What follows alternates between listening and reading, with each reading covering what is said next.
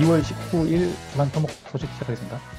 첫 번째 소식은 KSC 스마트 위클리 국토부가 입찰 제도를 손본다는 얘기입니다. 지금 현재 그 자재비도 많이 오르고 그래서 시공사가 상당히 힘들어하고 입찰 참여가 잘 안 되고 있죠. 그러다 보니까 입찰 제도를 손본다는 얘기가 나오고 있는데 이게 이제 입찰 제도라는 게 뭐 결국은 정부가 발주하는 토목에 관계된 것들이 대부분이죠. 물론 뭐 건축도 일부 발주를 하겠지만 양으로는 토목이 대부분이고요. 그래서 또 개선을 이제 주도를 하고 있는데 기술력 중심으로 평가받지 못하고 여전히 가격 중심 평가 체계에 갇혀 있다.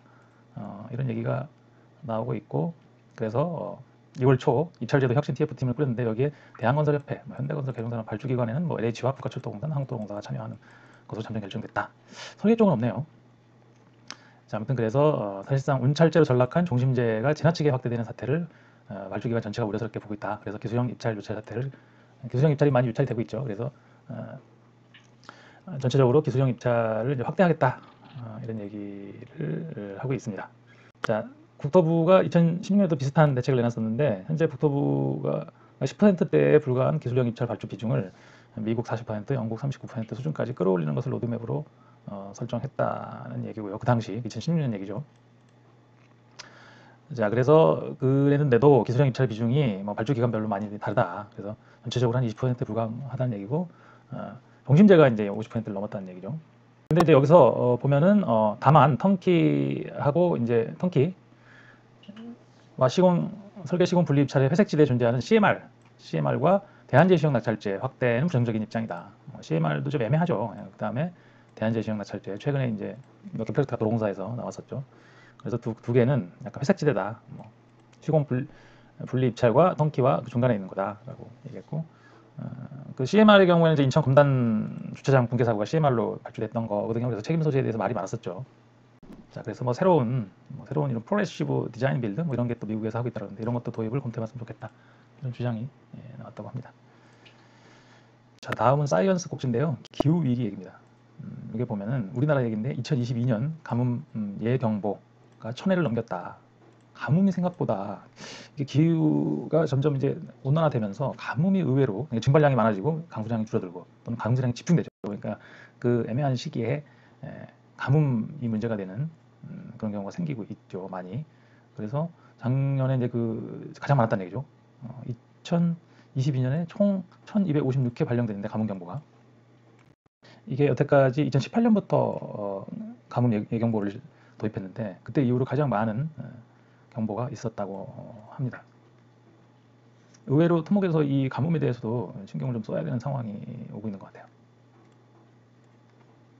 자, 그 다음에 사이언스 두 번째는 바드에서 제미나이 어드밴스들을 출시를 했어요. 지난주에는 이 AI 쪽에서 엄청난 소식들이 많이 전해졌습니다. 자, 바드에서 아예 바드라는 말을 제미나이로 완전히 다 바꾸고 그 다음에 울트라 모델이 있었죠. 울트라, 프로, 미니 뭐 이렇게 세 개로 모델이 나눠져 있었는데 울트라가 이제 본격적으로 제미나이에 반영이 됐다는 얘기죠. 그래서 이게 지금 오픈 AI가 선빵을 제가 선빵이라고 표현했는데 선빵을 치고 나왔고 실제로는 그 트랜스포머 기술이라는 게 뭐 그 구글에서 만든 거였었죠. 그래서 모델을 키워서 해보니까 되더라 그러면서 오픈 AI가 챗GPT를 출시하고 나서 구글이 좀 밀렸었는데 이제 제 느낌으로는 급하게 지금 제품을 출시한 거 아닌가 싶고요. 된다고 하는 것들이 뭐 우리나라에서 안 되는 것도 있고 뭐 그렇습니다. 그래서 테스트를 해봤는데 완벽하진 않은 것 같고요. 아직 다만 $20로 이제 그 오픈 AI 챗GPT 4하고 가격은 비슷한데 여기는 또 클라우드 용량을 많이 줍니다. 구글이 이제 구글 원드라이브인가 뭐 그런 게 있잖아요. 구글 드라이브 용량을 그래서 어떻게 보면 이제 끼워 팔기 같은 개념인데 가격적으로는 메리트가 있는 것 같습니다. 끼워 팔기 덕분에 성능은 아직 조금 더 봐야 될 것 같아요. 자, 그 다음에 노후 건축물 항공기 균열 등 결함 한 번에 찾는다. 요거는 저희가 이제 비파괴 검사가 상당히 중요하죠. 앞으로도 이제 계속 안전진단이나 이런 걸 하면서 구조물 성능을 확인해야 되는데 여기 보면 우리나라 서울대 연구팀에서 원형 평강 초음파 생성 메타물질을 개발했다는 거예요. 그러니까 지금까지의 초음파는 약간 직선 초음파 뭐 그런 건가 본데 초음파가 다른가 봐요. 이게 좀 이쪽으로 가면 좀 복잡해서 이해하기가 좀 힘들긴 하지만 아무튼 지금 현재 다른 초음파를 가지고 만들어서 이런 균열이나 이런 걸 찾기가 훨씬 좋다고 합니다. 근데 그 초음파를 생성하는 메타물질을 세계 최초로 개발했다는 거죠. 상당히 파급력이 있는 기술인 것 같아요. 자, 그 다음에 건설 뉴스입니다. 제주고속철도 얘기예요. 제주도까지 철도를 놓는다 이런 얘기 오래전부터 있었죠. 그래서 이 얘기는 뭐냐면은 뭐 이제 뭐 국가가 이걸 하겠다 말겠다 이런 얘기는 아니고요. 완도, 해남, 영암 요 세 개의 지자체가 서울 완도 제주 고속철도 건설을 공동 건의했다는 얘기입니다. 건의죠, 건의. 그래서 완도군은 지난 2021년부터 요 제주도 고속철도가 제4차 국가철도망 계획에 반영될 수 있도록 지속적으로 건의를 했으나 미반영됐다. 미반영된 이유가 있겠죠.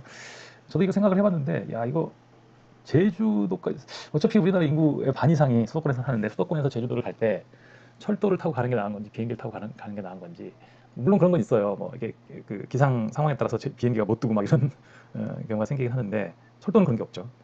그런데 시간이나 요금도 제가 보기에는 만만치 않을 것 같더라고요. 이게 왜냐하면 지금 이런 목포 이런 데까지 하면 뭐 4만 원, 5만 원대 걸려 아마. 그런데 여기서 이제 추가로 더 가면은 만만치 않을 것 같고 항공요금과 큰 차이는 없을 것 같은데 시간이 이제 2배 이상? 물론 비행기가 뭐 수속하는데 좀 시간이 걸리고 한다고 하지만 시간이 꽤 많이 걸릴 거는 같거든요. 한 3시간대가 되겠죠.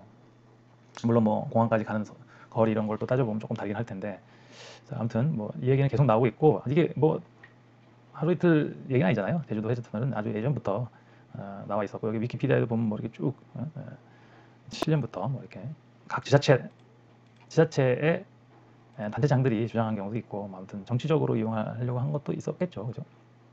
한번 나왔던 얘기는 끊임없이 나오게 돼 있어요. 그죠? 자, 그다음에 건설공사비 3년간 26% 상승. 야, 이거 꽤 심각한 상황이죠, 지금. 건설공사비 3년간 이제 공사가 멈출라. 자, 이제 오른 것뿐만 아니라 수급이 어렵다는 거. 물론 뭐 당연히 수급이 어려우니까 올랐겠죠, 그죠? 그래서 아무튼 수급난까지 반복돼서 돈을 주고도 이제 못 구하는 이런 상황이 되고 그러다 보니까 이제 건설 시장이 위축되는 거죠. 뭐 공사비가 많이 드니까 사업을 하는 사람들 입장에서는 사업을 뒤로 미루거나 포기하는 경우도 계속 생기고 있다는 얘기죠. 아무튼 자재비 상승 문제는 지금 뭐 다른 물가 인상률에 비해서 훨씬 더 많이 올랐다는 거죠. 일반 다른 물가보다. 자, 그다음에 도시철도 4호선 이제 부산이 아니라 이제 대구죠. 대구 4호선 얘기입니다. 그래서 도시철도 4호선 뭐 엑스코선이라고 이제 명칭을 붙였나 본데 요게 이제 요 주황색이 3호선이거든요. 노란색인가요? 아무튼 그래서 요 3호선 수성 구민운동장역에서 나와서 2호선과 만나고 또 1호선과 만나고 이렇게 환승을 할 수 있는 역이 생기고 쭉 와서 이렇게 엑스코역을 지나가나 봐요. 엑스코역을 지나서 이렇게 딱 가서 차량 기준역이 생기고 뭐 이렇게 계획을 하고 있다고 합니다. 자, 그런데 이게 업계에서는 이런 얘기가 있어요. 이게 지금 3호선이 모노레일 형태거든요. 3호선 보면은 어떻게 보면 3호선에서 연결돼서 가지가 뻗어져서 나온 거잖아요. 지선처럼. 그죠? 3호선 여기 있네요. 자, 3호선 이렇게 모노레일이거든요. 이렇게 밑에 하부 슬라브가 없고 상부 슬라브가 없고 걷어만 있고 이거를 이제 차량이 요 옆을 물고 가는 거예요. 그래서 바람이 불어도 넘어지지 않고 이렇게 달리는 거죠. 위에 당연히 바퀴가 있고 수평 바퀴가 있는 거죠. 수직 바퀴와 수평 바퀴 이렇게 돼 있는데 여기 보시면은 3호선에서 뻗어나가니까 사실상 지선이면은 같은 차량을 쓰면 똑같은 형태로 이렇게 만들면 이렇게 갈 수 있는 거죠. 그죠? 지선 개념으로 만들려고 했는데 아마 이게 여기 사진에 나오나?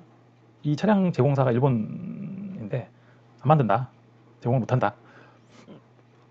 뭐 그래가지고 할 수 없이 이제 AGT라고 하죠. 고무 차륜인가? 뭐 이런 식으로 다시 이제 경전철, 흔히 말하는 경전철 형태로 이제 할 수밖에 없었다라는 얘기. 그래서 이제 이름이 4호선이 된 것 같아요. 이게 만약 3호선의 지선 형태로 됐다 보면 3호선 지선, 3호선 연장 뭐 이렇게 불렀을 텐데 아예 명칭이 달라진 거죠. 같은 차량을 썼었다면 뭐 여기서 이렇게 가가지고 이렇게 가고 왔다 갔다 할 수 있겠죠. 우리 이제 5호선 서울 5호선이 그렇죠. 어디서 천호역에서 갈라져가지고 저쪽 하남으로 가는 게 있고 하나는 또 이쪽 어디냐 송파구를 거쳐서 마천으로 가는 게 있잖아요. 그런 식으로 운영될 수도 있을 텐데 이제 완전히 이거는 다른 시스템을 써야 되나 봐요. 자, 그 다음에 건설산업 글로벌 리스크 기상 이번이 1위라고 그랬는데 저는 이게 보니까 좀 내용을 읽어보니까 건설산업의 위기는 아니에요. 이거 보면은 세계경제포럼이 발표한 세계 리스크 보고서에 있는데 여기는 건설산업이라는 말이 없거든요. 세계 리스크 보고서에 기상 이변이 선정됐다라는 얘기인데 요 내용을 보면은 그냥 글로벌 리스크 보고서예요. 글로벌 그냥. 그래서 글로벌 리스크라는 건 전 세계 GDP, 인구, 천연자원 등에 부정적 영향을 미칠 수 있는 사건 또는 조건 발생 가능성으로 정의한다는 거죠. 이 보고서에는 건설산업이라는 말은 없었는데 여기는 건설산업이라는 말이 들어왔는데 실제로 이제 저런 리스크, 기후 위기는 어떻게 보면 건설산업을 더 해야 되는 거죠. 그래서 인간이 겪을 수 있는 기후 위기는 실제로는 건설을 더 많이 해서 막아야 되는 그런 상황일 수 있기 때문에 건설산업의 리스크는 아닌 거죠. 아무튼 글로벌 우리 사람이 살아가는 데 있어서 리스크가 기상이변이 1위를 차지했다는 얘기입니다. 다음에 글로벌 뉴스인데요. 첫 번째 소식이 이게 요게 상당히 재밌는 뉴스인데 이런 매체가 있더라고요. 시빌 스트럭처 엔지니어 뭐 이런 게 엔지니어 미디어 이렇게 있는데 여기 보면 이렇게 지금 밑에 그죠? 하부를 푸팅까지 쳐놓고 지금 상부를 갔다 왔는데 이게 심지어 크레인도 아니고 그냥 백호로 백호 용량도 그렇게 커 보이진 않죠. 갖다 놔요. 그래서 이게 프리캐스트 부재인가 이렇게 봤더니 잘 보면 여기 보면은 거푸집이에요, 거푸집. 그러니까 이게 사실상 토목 구조물은 프리캐스트를 만들어서 하기가 쉽지 않거든요. 특히 하부 구조물은요. 그죠? 그래서 여기 보면 거푸집 철근이 배근된 거푸집인 것 같아요, 그죠? 딱 갖다 놓고 콘크리트를 치는 거죠. 그래서 이런 데로 완전히 막혀 있어서 다짐하고 이런 게 상당히 어렵겠는데 나름대로 뭔가 얘를 이제 거푸집을 띄어내지 않고 그냥 변치하는 그런 뭔가 이런 기술을 만든 것 같아요. 그래서 또 상부도 이제 콘크리트를 아직 안 친 것 같은데 상부를 좀 갖다 놓는 것도 있는데 얘도 지금 거푸집인 것 같기도 하고 그렇죠? 철근이 막 배근돼 있는데 아무튼 재밌는 내용입니다. 자, 글로벌 두 번째는 이제 해안 침식 얘기입니다. 우리나라에서도 이 문제는 상당히 이제 심각하게 받아들여지고 있죠. 우리나라뿐만 아닌가 봐요. 다른 나라도 마찬가지로 모든 나라들이 지금 샌드 모터, 이 모터라는 게 이제 우리 흔히 말하는 그 모터잖아요. 근데 이제 여기서 기사에서 나온 얘기인데 실제 모터가 아니라 약간 그러니까 지금은 이제 그 해안이 침식되면 다시 퍼다가 준설해갖고 다시 여기다가 채워놓고 이런 걸 계속 하고 있는데 이제 그 방법이 아니라 여기서 이제 자세히는 저도 이해를 못하겠는데 이제 이거를 이 해안선 모양과 다르게 이렇게 돌출시켜 놓는다고 하더라고요. 그러니까 해안선의 모양을 바꿔버리는 거죠. 강제로 인간이. 그러면 그거에 맞춰서 이렇게 다른 데가 이렇게 다시 채워지고 이렇게 하는 게 돼서 계속 매년 퍼 나르는 것보다 한번 크게 이렇게 앞쪽을 돌출시켜서 만들어 놓으면 그거에 맞춰서 해안선이 바뀐다. 그러니까 쓸려 나가는 게 아니라 이제 퇴적이 되는 거죠. 그래서 보호할 수 있다. 약간 그런 걸로 저는 이해를 했거든요. 그래서 해안 침식도 상당히 토목 공학, 해양공학 하시는 분들이 관심을 가질 수 있는 좋은 내용인 것 같습니다. 자, 그 다음에는 교량, First of its kind. 그러니까 새로운 형태의 교량을 지금 미국에서 프로젝트를 시작했다는 얘기인데, 자, 이거 지금 조감도 같은 건데 그래픽이죠. 이렇게 이제 교량을 여기 원래 있던 교량을 이제 철거하고 새로운 교량을 넣는데 뭐가 새로운가 했더니 읽어보니까 설계는 WSP라는 회사가 엔지니어링 펌 WSP가 한다는 얘기가 있고 여기 내용을 읽어보니까 뭐가 있냐면 그라우팅을 하지 않고 그죠? 퍼스트 텐션인 텐던. 그래서 그라우팅을 하지 않고 왁스를 채우거든요. 필드 위드 왁스. 이게 이제 그 비부착 그 텐던이라고 하죠. 그러니까 우리가 보통 텐던을 넣으면은 덕트에다 텐던을 놓고 거기를 그라우팅을 하거든요. 근데 그 그라우팅이 잘 안 되면 우리 정릉천교도 그렇게 해갖고 이제 파단 사고가 났었는데 이게 덕트가 있고 여기에 이제 텐던들이 이렇게 막 이렇게 들어가죠. 이렇게 나머지 공간들을 그라우팅 뭐 시멘트 페이스트 이런 걸로 채우거든요.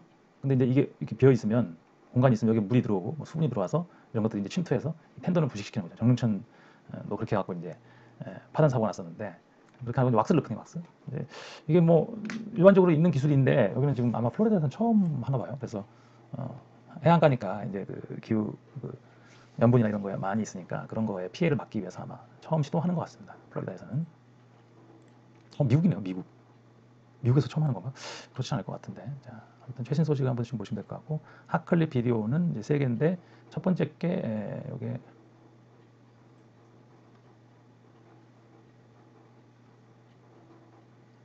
요 사업에 대한 소개인데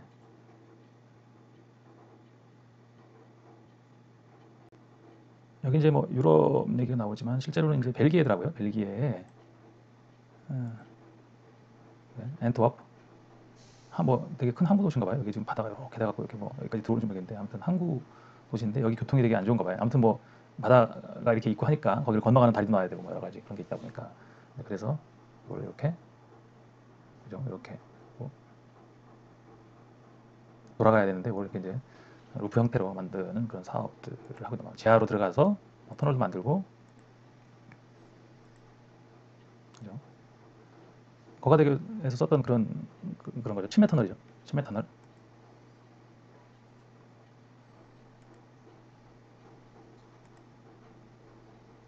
뭐 그런 얘기입니다. 자, 정리를 제가 이제 클로드라는 서비스, 챗GPT만 있는 건 아니거든요. 서비스 클로드로 현재 5개로 해달라고 했더니 여기 이제 전체 대사를 얘가 인식해서 이렇게 5개로 하고 이것도 한글로 번역해줘. 그랬는데 이렇게 안트워프 완성되지 않은 순환도로로 인한 거대 교통체증 문제를 이제 순환도로로 만들어서 해결한다. 70억 달러 규모의 프로젝트 자동차 사용률 70%에서 2024년 안트워프에 지속 가능한 1990년대에 처음 계획됐는데 또 환경 문제나 여러 가지 이런 것 때문에 지연이 됐었다. 그래서 제가 이거 나라 얘기가 없어갖고 뭐 이렇게 질문했어요. 국가에 어떤 국가에 건설되는 거야? 그랬더니 안트워프는 벨기에의 핵심 항구 도시 중 하나다 이렇게 답변이 됐습니다. 자, 그다음에 두 번째 그 핫클립은 이제 건설다방이죠. 건설기준협회에서 한 건설다방 얘기인데 댐 얘기입니다. 이번엔 댐 얘기고 물에 관한 얘기를 좀 했는데 댐 여기 보니까 이제 요 건설다방은 역사학자들 유명한 역사학자라기보다는 역사 유튜버죠. 그래서 썬킴이라는 사람이 또 있나 봐요. 그 사람이 와서 이제 옛날 얘기도 좀 하고 뭐 이렇게 하는 걸로 이제 영상이 만들어져 있습니다. 자, 세 번째 영상은 요거는 이제 토목적 얘기는 아니지만 이제 과학적 얘기인데 자이언트 뉴턴스 크래들 이게 이제 뭐 요람이란 건데 요건가 봐요. 한 번쯤 보였을 텐데 이렇게 그래서 하나 들었다가 탁 놓으면은 충격으로 얘가 딱 치면 얘가 갔다가 다시 왔다 갔다 하는 거 있죠. 이게 근데 이거를 여기 자이언트가 붙었잖아요. 이제 크게 만듭니다. 크게 그래서 엄청 크게 뭐 이렇게도 만들어 보고 뭐 이렇게 심지어는 이제 더 점점 크게 만들더니만 이렇게 크게 만들었어요. 그래서 이제 이걸 여기 이제 하는 게 나오는데 하나 들어가지고 이제 크레인으로 이제 무거우니까 들어가고 스타트를 합니다. 딱 했는데 딱 쳤는데 생각보다 멀리 안 가죠. 제가 보니까 이게 그죠. 뭐 이게 이제 공학적으로 말하면 탄성계수라는 게 이제 탄성계수가 좀 약하지 않았나. 아마 저렇게 크게 탄성계수가 센 게 이제 결국 스틸이나 이런 걸 해야 되는데 그런 걸 하기 너무 비싸니까 아마 콘크리트를 쓰지 않았나 싶기도 한데 모양은 지금 뭐 이렇게 쇠처럼 생기긴 했는데 아무튼 이런 과학 그 유튜브 채널들이 꽤 많고 상당히 돈도 많이 들이는데 조회수가 많이 나오나 봐요. 그러니까 이런 거 하겠죠. 이렇게 해서 토목학회 스마트 위클리 소식은 마치고 트위터 쪽으로 넘어가 보겠습니다.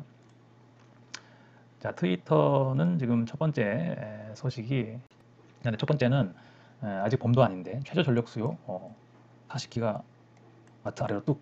그러니까 이게 지금 신재생 에너지 그러니까 풍력하고 이제 그 태양광 주로 많이 찾아야겠죠. 그런 것들이 많이 받쳐주다 보니까 그쪽으로 많이 충당이 되는 거죠. 낮 같은 데는 그러다 보니까 이제 이 수요 그러니까 그 사용량 그것도 충당되고 이제 여기 발전소에서 보내야 되는 양이 준다는 거예요. 그러니까 화력발전 아니면 원자력발전 이런 데서 보내줘야 되는 양이 줄어가지고 그걸 관리를 해야 되나 봐요. 그러니까 발전을 많이 하는데 수요가 적으면 그게 이제 잘못하면 블랙아웃이 온다는 거죠. 그래서 그걸 관리를 잘 해야 된다. 뭐 이런 내용이더라고요. 자, 그 다음 소식은 내년 말 개통. 제3전지효과가 벌써 내년 말 개통인가 봐요. 지금 사실상 우리가 해상계량 할 때 이렇게 기초까지 올라오면 뭐 공사는 이제 절반 이상 끝난 거고 이제 거의 다 끝난 거다. 그러니까 상부 가설은 생각보다 시간이 많이 안 걸린다 이런 얘기를 많이 하고 있는데 벌써 이렇게 기초가 다 올라와서 이제 내년 말 개통을 앞두고 있다고 합니다. 상당히 생각보다 빠르네요. 자, 다음 뉴스는 지난해 건설 수주가 20% 줄었다는 얘기예요. 건설 수주가 20% 줄고 임금 체불도 4,363억 원이고 이게 전체 임금 체불의 건설 비중이 24.4%에 달했고 전년 대비 49%와 50% 증가했다. 어려운 거죠. 그만큼 건설 업계가 지금 어려운다는 방증인 거죠.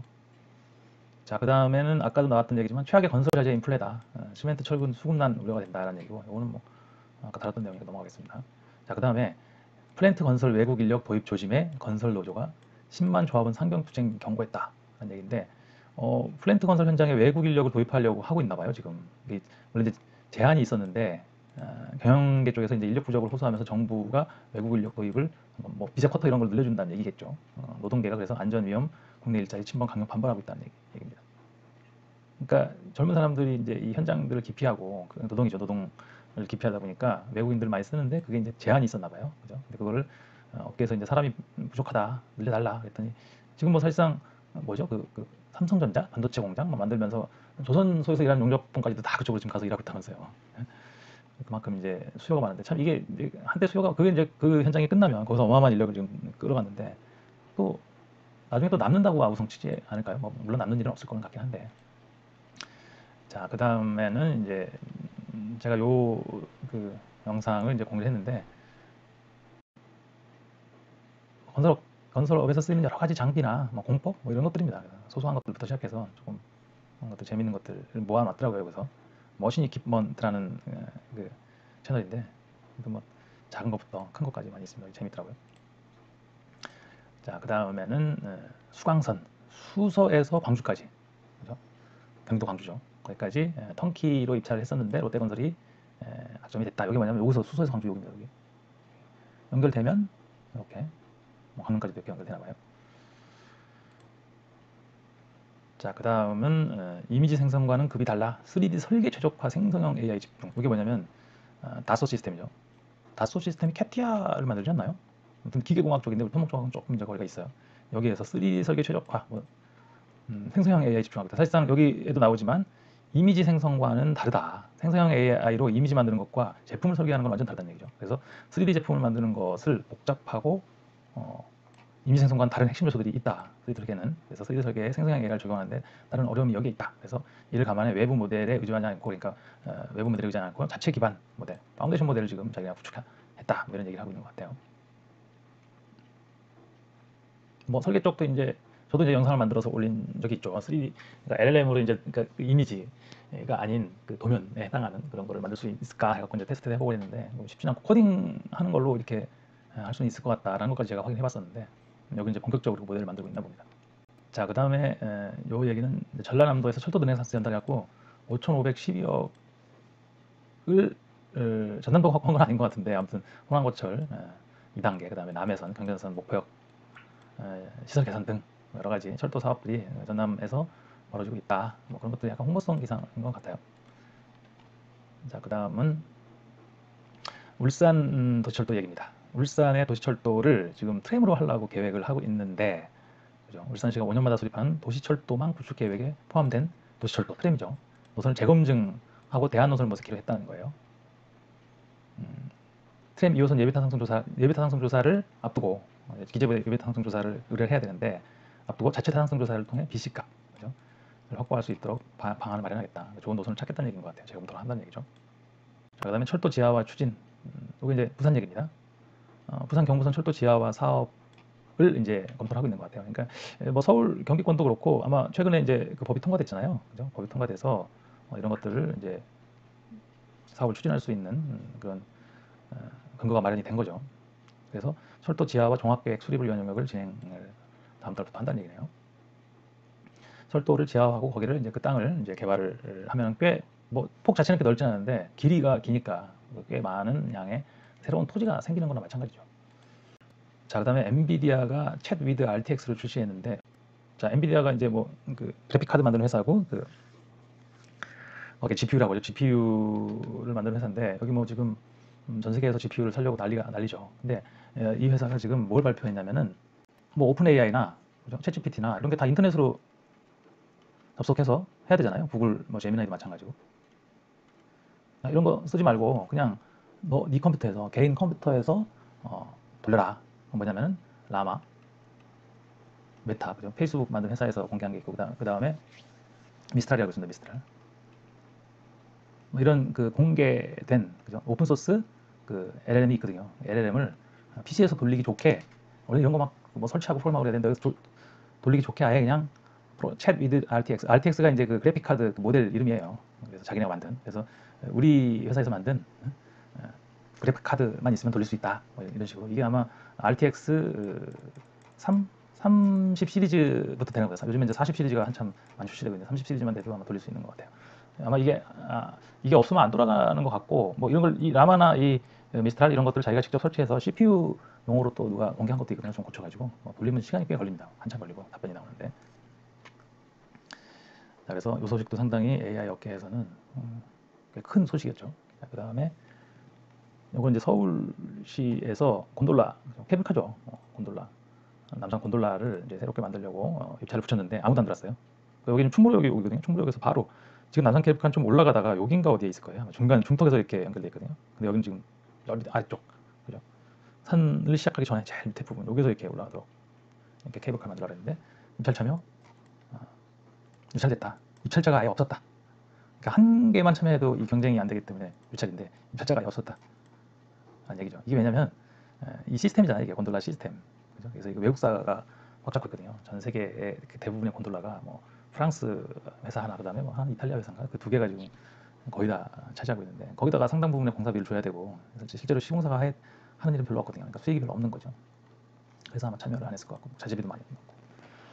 자, 그다음 이 소식은 대구 경북 신공항 철도입니다. 여기 지금 통합 신공항이 여기 생기는데 거기서 대구 권역과 연결하는 이런 신공항 철도 사업을 2조 7천억으로 투입하겠다. 뭐 이런 얘기네요. 그래서 요거를 예비 타당성 조사 대상 사업으로 선정됐다. 기재부에다 신청한다는 얘기죠. 기재부 예타를 통과해야지 또 사업을 할 수 있으니까.